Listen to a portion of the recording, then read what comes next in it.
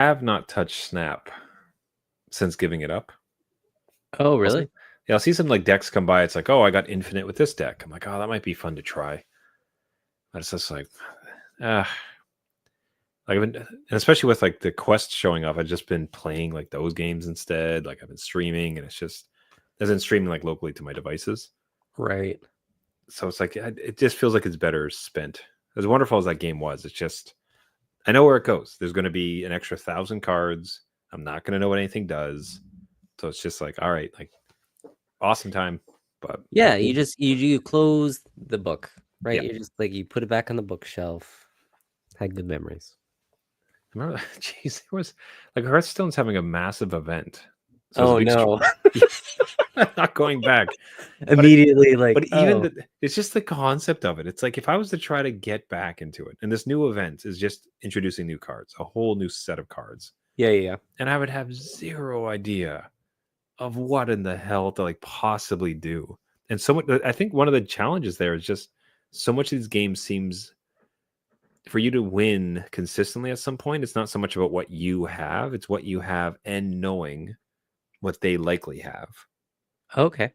So, but then for you to know what they have, like you need to understand like the archetypes, like, oh, this is a hunter deck, this is a whatever deck, this is a Yeah. mill deck, because then you can like plan around it. But if you don't, you're just like, what is any of these things? Like it's just animations and like mana going everywhere. I'm so lost. But they'll pull me back in. Yeah, it's I gotta find. Like I said, I gotta find some card game, and it's like in total there's like 100 cards, and that's the only ones there'll ever be. Or every year they introduce like 20 more, but then they get rid of 20. Oh, So yeah, there's only yeah. ever like 100 cards that Right. you could play with, type of thing. I don't know that. I mean, you could try. I don't know. Oh, that brings me to. I know we have to start the show, but Yeah, what fun is that? the Pokemon card game. Have you seen that on the App Store? It just launched. Yeah, it seemed very pay to win. It is very pay to win, but really well done in terms of the quality of the art on the cards, especially when you get like a foil lined one, like you can rotate them and it's kind of 3D. Anyway, you get like 2 packs a day and then you can earn more and it's pay to win after that, right? But every day you get 2 to open. So I give it to my kids and they love doing the slice across and then go through the cards.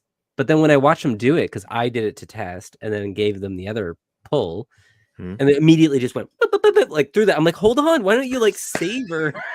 Why aren't you reading anything? Like, that should be cool. They're like, no, I know it, Diglett. Oh, I know that, Pidgeotto. Like, Yeah, I know. whatever. I'm like, no, it's about anyway. Oh, that's gonna be so. That's gonna be one of the big questions about brothership, because we had the conversation, I think even last week, about would our kids ever play an RPG, right? Especially like turn-based, and this is like surprisingly kind of slow as far as like hit something and like go and see it. And I was kind of wondering, but it's Mario and it's like frantic in a way and sort of fun. So I was kind of curious if your kids would get into it.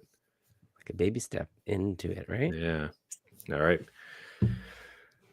We are published across. We are streaming live. Let's get the show started.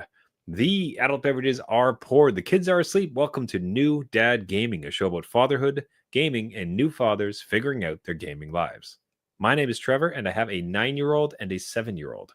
And I'm Jeff. I have a 14-year-old and an 11-year-old.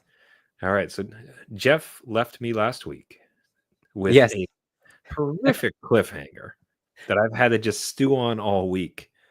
And it was something to the effect of, hey, next week, remind me for a topic, and we're going to call it Blame Trevor. Yes. So it's like, so welcome to the new week, new episode.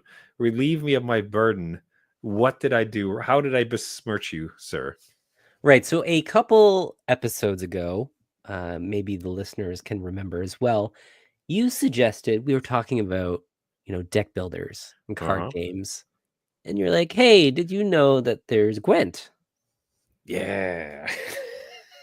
And I did not know necessarily. I'm like, oh, yeah, I maybe have heard of it, but never downloaded it. Well, after that episode, ran to the App Store and downloaded this sucker. And then couldn't put it down for a couple hours. Oh, amazing. It's an immediate blame Trevor because I was That's now locked in to, I back to think the that was what we old talked Witcher about. world. Yeah, that's right, right? It was my gateway into these type of games. I'm like, I really love the world. I love the fantasy art. I love everything about The Witcher. I've read the books. And then this one is like, oh, damn it. They got me into a card game, like a deck builder where I like enjoy doing it. And in Witcher 3, I love playing Gwent. So this is just more of that. And I was playing online games and I hate online games. Like I don't hate them, but I Yes. I avoid them, right? I I would got you. rather Yeah. single player it, but I was playing against people and building my deck and just having a great time. So That's amazing. Jeez. yeah. That is huge. I wonder, so what is it that would bring you across that line? Because there's a lot of things you hate within that, because you hate card builders. Yeah. It's been established. And you hate, as you just said, like in it, online builders, online kind of competitive play like that. Yeah. So what brought you across? Is it because it's just Witcher and you'll take any Witcher you can get? Or was this game crafted in such a way that somebody who doesn't ordinarily play card games would be enticed into playing it? Okay, so it is a bit of both. Witcher 3 World I love, so that got me interested for sure. Like otherwise, if this was anything else, I'd be like, no, not for me. But it has a lot of the character art, a lot of the lore, everything is kind of built into that world. Even the battle landscapes are part of it, right? They're actual locations within the fictional world. And then it's very easy to get up and running. They give you a lot of free cards, a lot of decks to earn and get going. So right now it's again something that if you don't really like deck builders or not really into that kind of genre of gaming, if you do like Witcher or any fantasy kind of art, this can get you in, and it's very simple mechanics. Again, rock paper scissors to a point. There are alternative kind of skill sets to each card that you do have to read up on as you get more further into the game and a little bit more complex. And I think that's where I'm going to hit a wall where you're up against people with like amazing decks, and then I haven't paid enough to get those kind of decks. And I think that's kind of where these deck builders maybe stall a little bit. That's all. Yeah, it ends up being, three at that point it's like 3D chess. Like they're playing 20 moves ahead, like, well, I got a dragon and it's got pretty powerful. And then you just get destroyed. That's very much what I hit with Magic and some of those other games. But interesting, man. That is not something I would suspect you ever getting into. So how awesome, how wonderful. I know. So again, it's a blame Trevor moment in a good way. Like it was like, thanks for this newfound addiction. So you are welcome, sir. Thank you very much. You have to keep us posted to see if you keep up with it. Now your kids, I know they collect Pokemon cards, as mine do. As my kids have never actually played a game of Pokemon. They have played like a bastardized version that they created themselves, as far as like, okay, this guy attacks, and they just came up with whatever rules. Yeah. Which is fine. But generally speaking, getting the cards is not about playing the card game. Have your kids actually ever played, or do they have interest in playing Pokemon amongst their collection?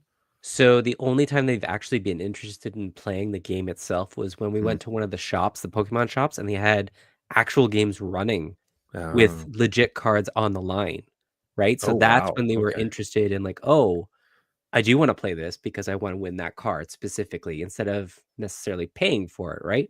It's something that you can risk to do. So my 14-year-old was really into doing that.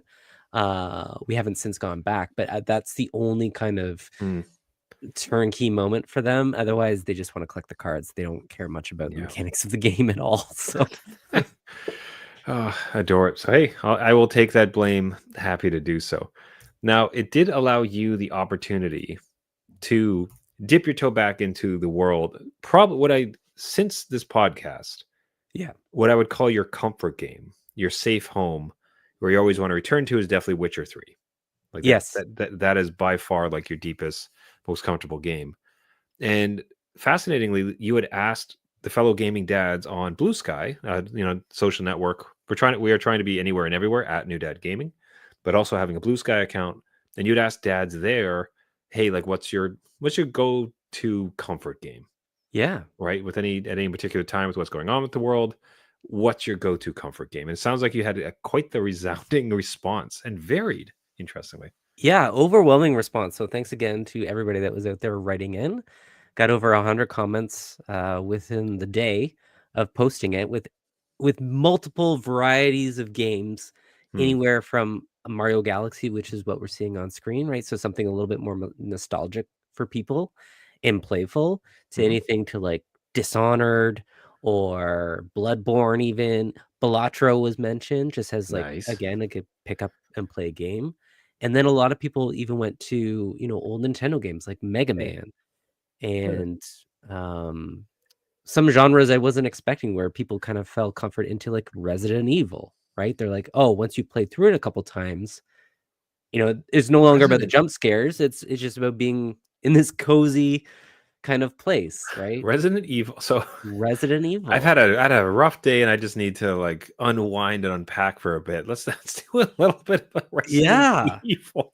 Right? Okay. And like, I can kind of relate to it because Witcher 3 is a brutal world. Like, it is not a fun, bubbly Mario Galaxy type world, but I do feel a sense of comfort in it in a weird way. It's just like it's so immersive, I think, is the point. So I can understand maybe some of the horror fans that really enjoy just dipping into that type of game.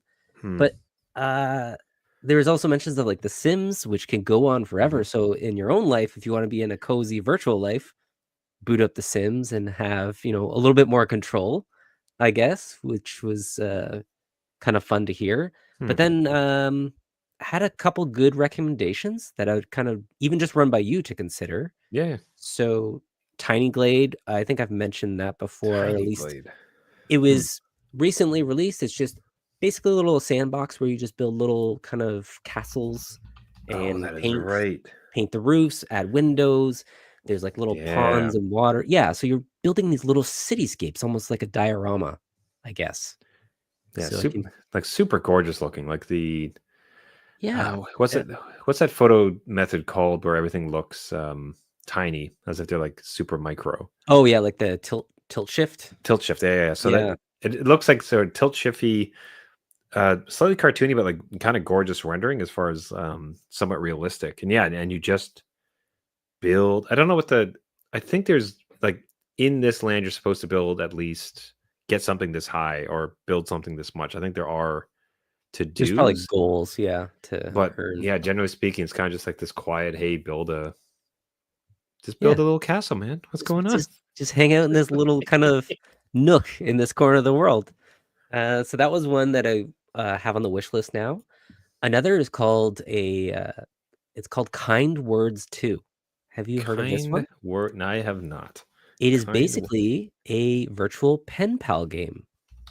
Okay, go on. So you log on and you think that you put your thoughts down virtually in game on these little paper airplanes. And sometimes it can be thoughts of happiness, thoughts of sadness, whatever you're kind of feeling. And you send it off into the virtual world.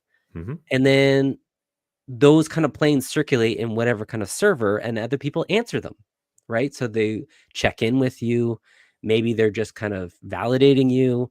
Maybe you're becoming their little, pen pal therapist and helping them through something that, they don't feel so alone in. And I thought that was just really interesting. That's something that I hadn't really heard of before, let alone pen pals, kind of like Kind Words 2, that there is a first one out there. Yeah, so it's jeez. The number of games that like pass us by that you have no concept that ever even existed is fascinating. And what's wild about this, like I'd almost expect that I could expect a mechanic where it's the story and gameplay is done through letter writing. Okay. Right. But the fact that it's actual letters from other people, like the way that opens them up to a bunch of challenges with allowing people to write things and other people to see them. And the fact that they've done it, man, that's like kind of cool. Like I'd have no clue that this is here. Yeah, I just found that kind of, again, a nice little comforting game, or it can be, right? Where you're interacting with others, but not necessarily directly. You're just kind of in a more passive way.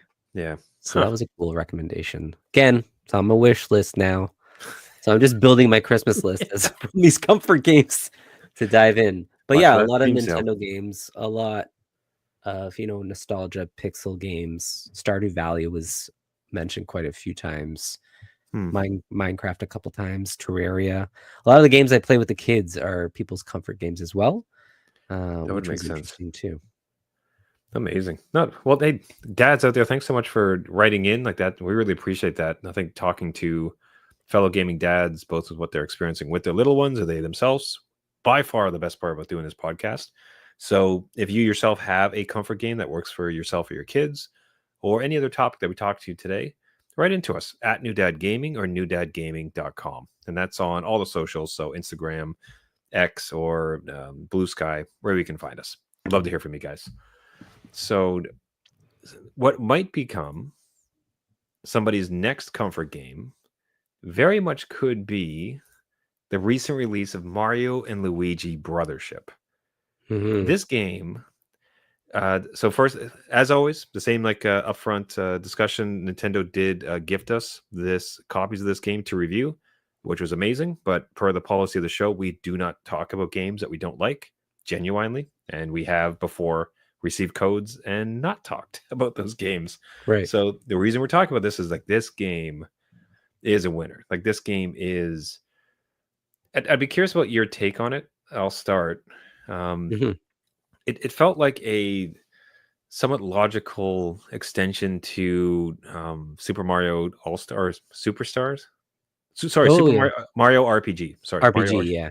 Yep. Just specifically with the world, like the colors, the mechanics, and especially with it's a turn-based RPG in the very classic sense. You can see the enemies walk around on screen. If you bump into you, then you can fight them. When you do a action against them, you select it, but then you can also time your hit so that if you do, you get rewarded, you get extra hits. Yeah. Right. So just like in Super Mario RPG, I'll say this has ruined every RPG for me. Where for all of my history, and I think going back to, I remember hearing it about Final Fantasy, the original one. Like, Yeah. oh, like your hit goes much better if you time it correctly just when you hit them. it. So every hit I ever did on Final Fantasy 1, like I hit that button again. I don't know if you did the same thing. I did, yeah. Yeah. But this one does it explicitly because very much like Super Mario RPG, it's like, oh, these fools think that works. Let's just build that in as a mechanic. And it'll feel super powerful. Yeah. But what you see with this is, again, from the time you hit start to get to the story to get into the game, pretty brief. Like they set up the world, but then you're just in it, and then you're doing some battles, and it's kind of classic RPG, leveling up, fighting characters, going to different worlds. And much like the recent Nintendo releases, it doesn't feel like they are resting, or they just kind of, hey, let's just put something out. Like this again, to me, feels like I don't want to say stretch, but they are going for it. They are really trying to craft something of interest, of something different that people can kind of like get behind.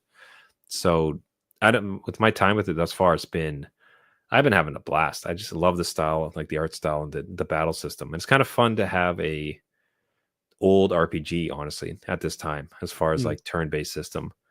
That I do worry that I loaded that up too much because perhaps you don't like it.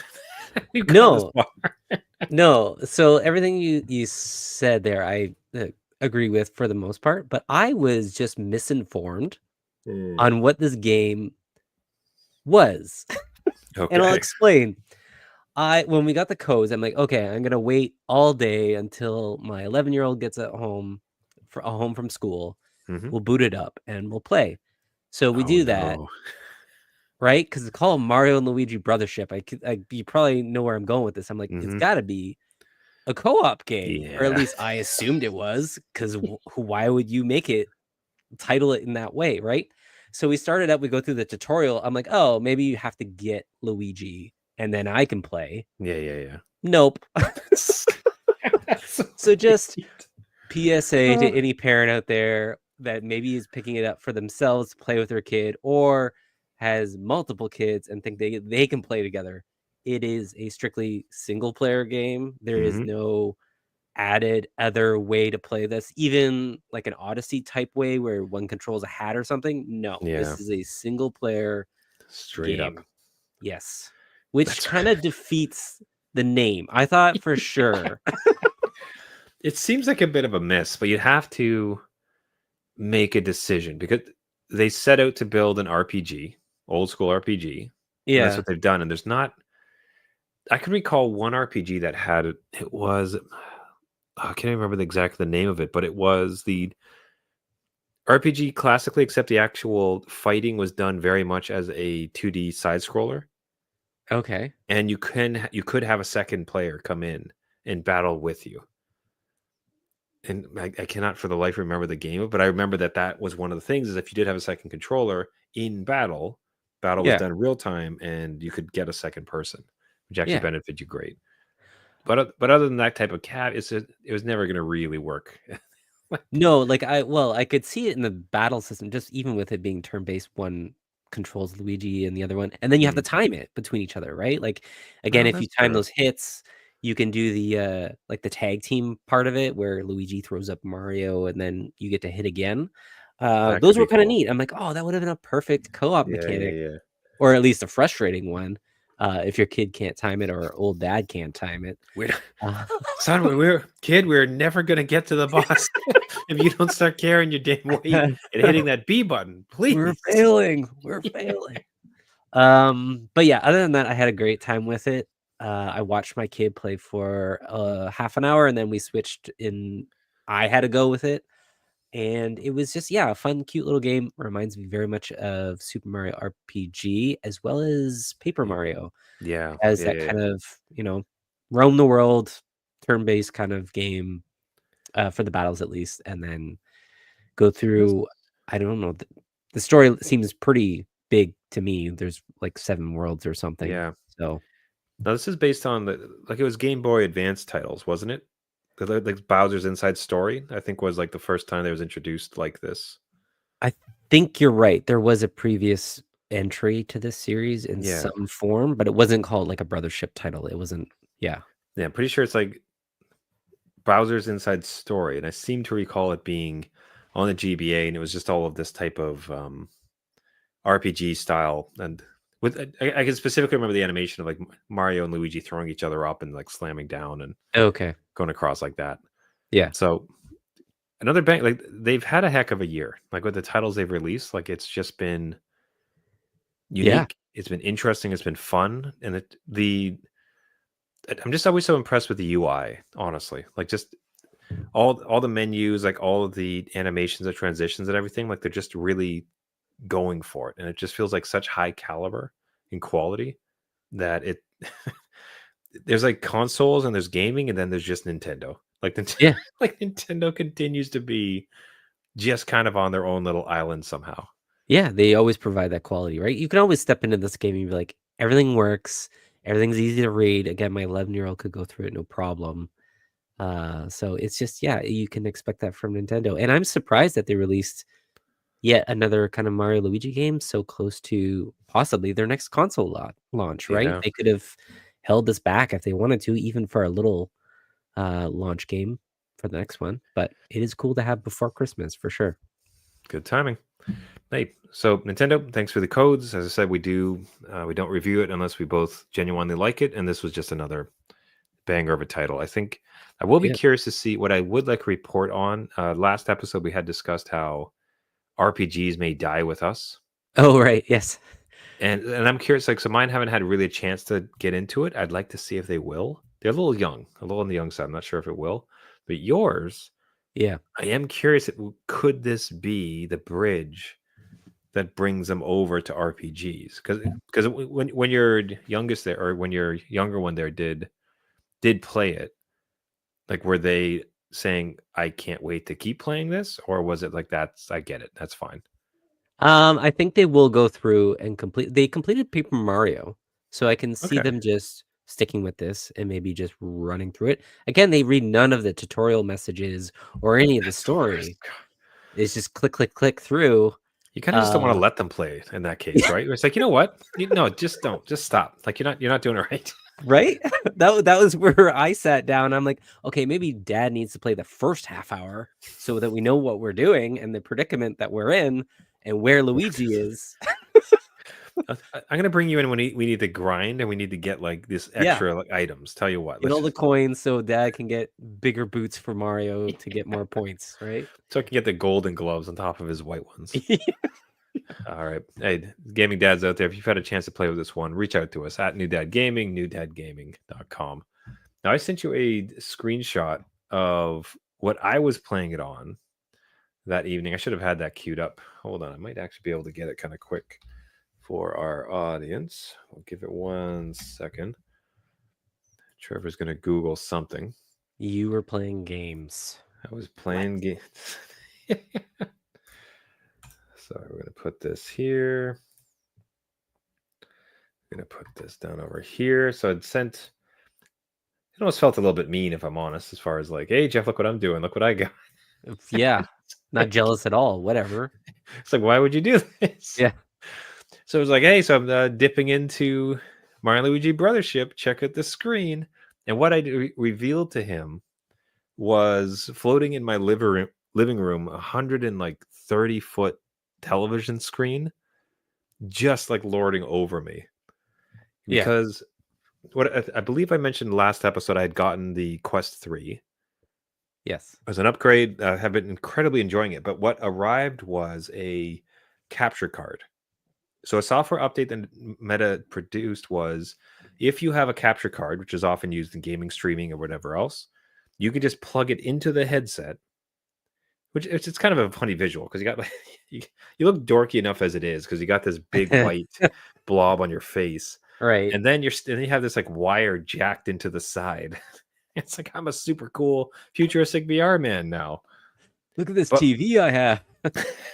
But with that capture card, they had this app, and then it becomes HDMI in, and whatever HDMI is in, you can just have as a virtual screen in like mixed reality or virtual reality. So you could put this into like a fake theater setup, or like a camp projector, or like anywhere else, like somewhere out in the stars, or just with pass through your actual environment.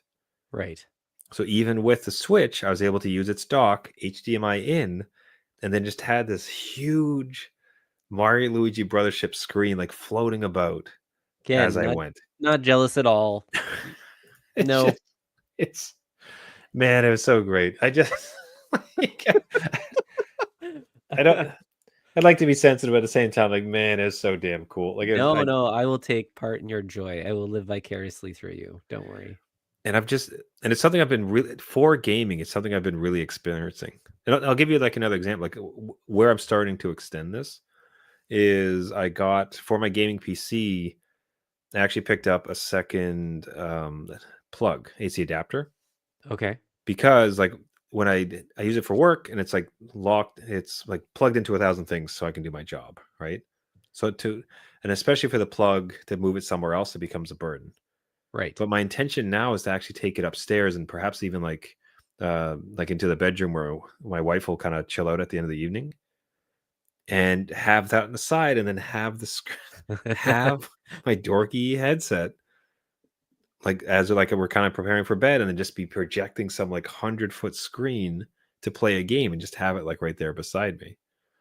Yeah. So between that and then this thing also does game streaming.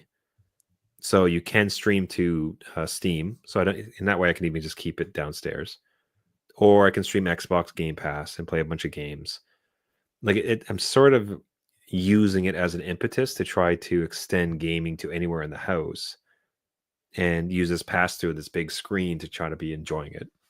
Yeah, no, it sounds fantastic. Again, if you can have games anywhere at any time, whatever you want, and just slap on the big dorky visor, I'm all for that. Again, the big dorky. Not jealous at all. Yeah, it'd be great. You do tasks around the house. You could be mowing the lawn and just playing Brothership. Yeah. You just don't look cool. There were some videos of like dorks with Quest 3 driving their cars with it. That's a little much. That's the pass-through's good, but that's not what it was meant for. It's Right. they're doing it to like it was a stunt. They weren't like actually going on the Yeah. highway, but just like still, it makes one wonder. You bet your kids like soccer game, you'd be like, hold on, and just just a second. you're playing FIFA as they're playing soccer. I'll say the more interesting one would be the plane. Like, let's say you have a 6-hour flight and you strap on that headset. Have you seen anyone do that? Like, would you do that? There's the thing. I don't know that I can. It's just it seems like there's some social norms we have. Yeah, yeah. And look, I'm comfortable with who I am, and like, so it's not like I'm trying to hide it, but ultimately, it's just like, man, this is like, it feels like a bridge too far, man. Like, this is just wild. I'm sitting there like poking at the air because you'd have to control it with your damn hands. Yeah, you would. So you're sitting there and they're just trying to have a coffee and like read a meeting brief, and you're sitting there with your stupid hands pinching the air with like looking at them, like staring at them, like, okay, buddy. So I don't know if I can. Would you do it with a movie though? Like you said, like 180-foot screen or whatever. You could just watch a movie. Sweet. Yeah, I know that'd be pretty wild. That'd be wonderful. I think the gaming thing would be awesome. I think especially if like you had like your Steam Deck, which could then like HDMI in, and then you just have this like 100-foot screen in front of you. You're trying to sell it to me now. No, I'm not. I'm just laying the foundation. Right. Blame Trevor. Just put that on the captions for next week again. Blame Trevor. The show is nothing but that. So, all right. Now, I would like to almost invoke a little bit of fandom, like a console wars here. Okay. Because through this, something very interesting has come up, and I'd like you to put I would like some way to almost solve this. And this might be very well known, and perhaps we're just in the dark, and I'd love to be just immediately corrected. Okay. Right. So something that has come up from this is my first experimentation is I had a PS4 just here in the office.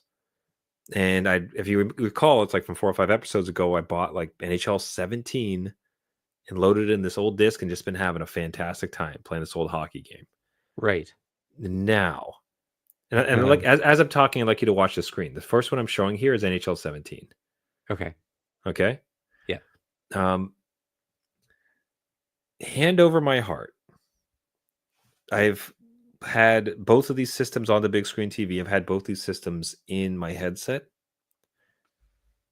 I would swear to you that NHL 17 on the PS4 looks better than NHL 24 on the Xbox Series S. That's crazy. So a game that is near 8 years old looks better on last gen console than the recent version on the latest console on the latest version of NHL. I think they might be up to 25 now, but it's just like, and I'm telling you, man, like I'm looking at it and like I plugged that. I have had the Xbox plugged into the same headset that I used. I've had that PS4 plugged into an HD TV. I've had the Xbox plugged into a TV, and I look at the two of them. Right. It's like, I swear to God, 17 just looks better. Like, especially like they show these close-ups of the goalies like kind of flexing in between. And every time on the PS4, it's remarkable how good like the jerseys and everything look. Huh. Okay, so you've been watching. That was NHL 17. Now, I am curious if it is like the S,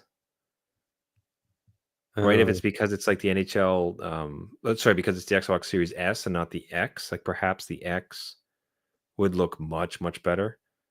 And I think it would stand to reason that the PS5 should probably be about the best of it. Yeah, but we're talking 8 years of. I'm trying. Do you know what I mean? Like it's not remotely close at all. Like you legit think that 17 looks better, right? I think it just looks better. I don't know what to tell you. Like, not the thing. Like to be fair, like there's only so much you can do. Yeah, like, there's tiny little bodies on a white sheet of ice. Like, just wondering, like when was the PS4 kind of dying? Like 2019 was like the end life cycle, I guess. I believe so, yeah. So like maybe they had mastered the craft of like PS4/Xbox Series. What was it before? I got One X or whatever it is.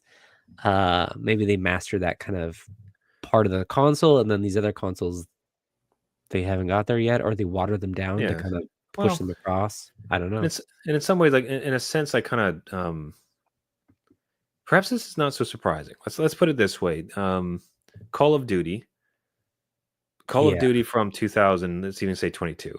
I'm not going to try to come up with a number. I'm not sure where they are. The numbering was always confusing to me. But let's say the Call of Duty that was released in 20, even like 21, 2020, Yeah. even, right? Right. Would you people look at that from a visual fidelity kind of standpoint and then compare it to this year's entry? And is it really a massive, ridiculous jump as far as graphics? Right? Because I would contend it's probably not, but that's not the point.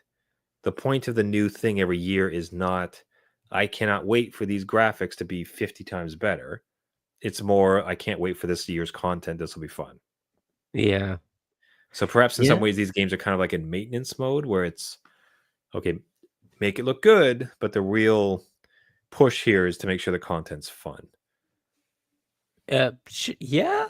Like, I mean, Just like, it is hockey, so like the mechanics don't change too much. Like it's a content update as long as, do you know what I mean? Like the animations, you can improve upon them or at least clean them up. But I've seen this with like even Age of Empires, let's say, just Microsoft product.